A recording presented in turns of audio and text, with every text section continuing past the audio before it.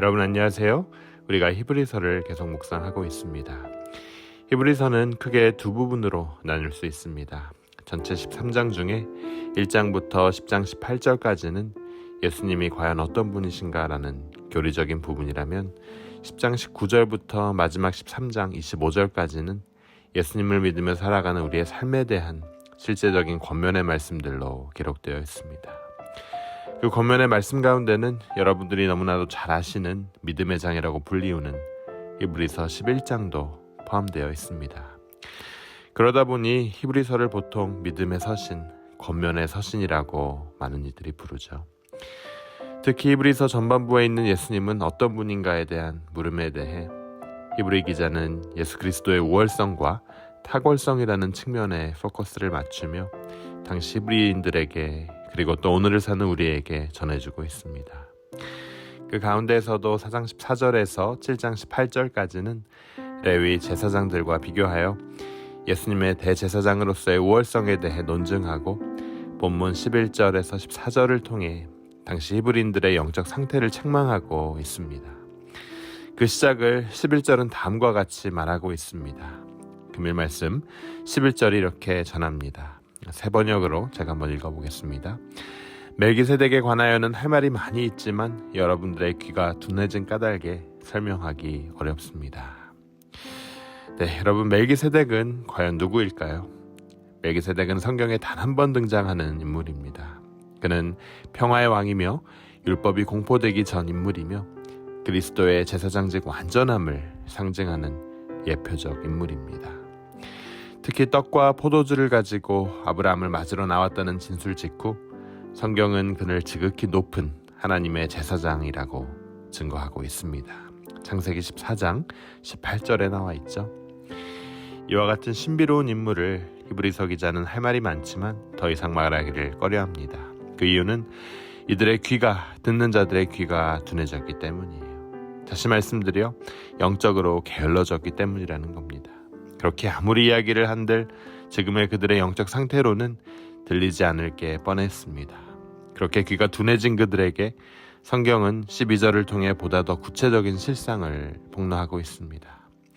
12절 말씀이 우리에게 이렇게 전합니다. 시간으로 보면 여러분은 이미 교사가 되었을 터인데 다시금 하나님의 말씀의 초보적 원리를 남들에게서 배워야 할 처지에 놓여 있습니다. 여러분들은 단단한 음식이 아니라 젖을 필요로 하는 사람이 되었습니다. 바로 영적으로 어린 아이임을 책망하고 있는 거죠. 교회를 다니고 예수님을 믿는 시간으로 따지자면 이제는 다른 사람을 가르치고 중보하고 그들을 세우는 교사가 되어 있어야 하는데 아직도 초보적 원리를 배워야 하고 여전히 단단한 음식물을 먹지 못하는 아이에 지나지 않음을 책망하고 있는 거예요.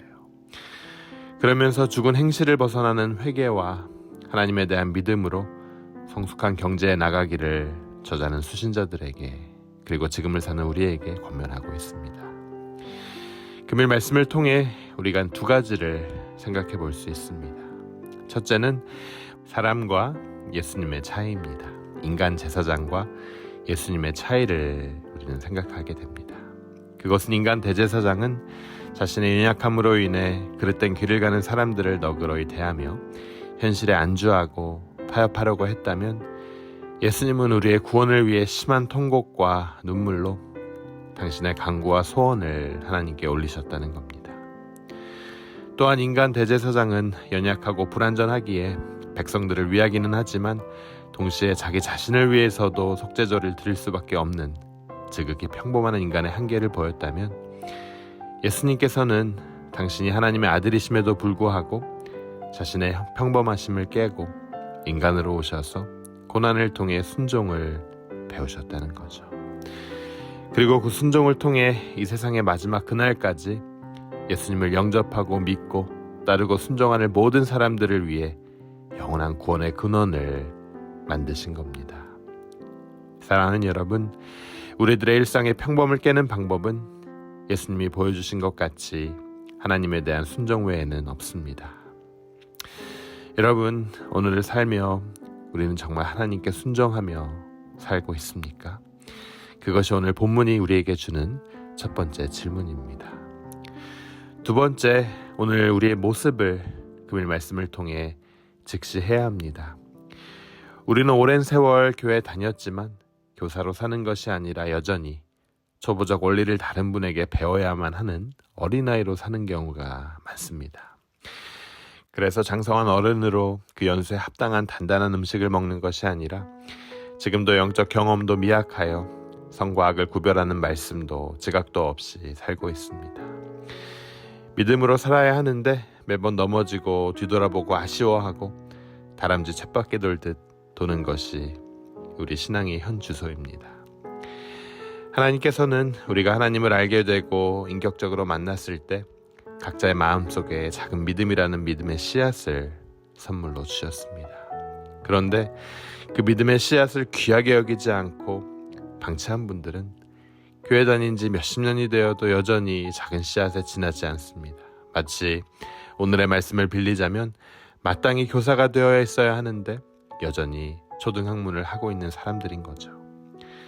반면에 하나님을 만난 지 그리 오래되지 않았어도 우리 마음속에 작은 믿음이라는 그 씨앗을 주신 하나님께 감사하고 또 매일같이 우리 주님과 함께 동행하며 그 믿음의 씨앗을 갖고 오신 분들은 마음속에 커다란 믿음의 나무 한 그루가 오늘도 자라고 있을 겁니다.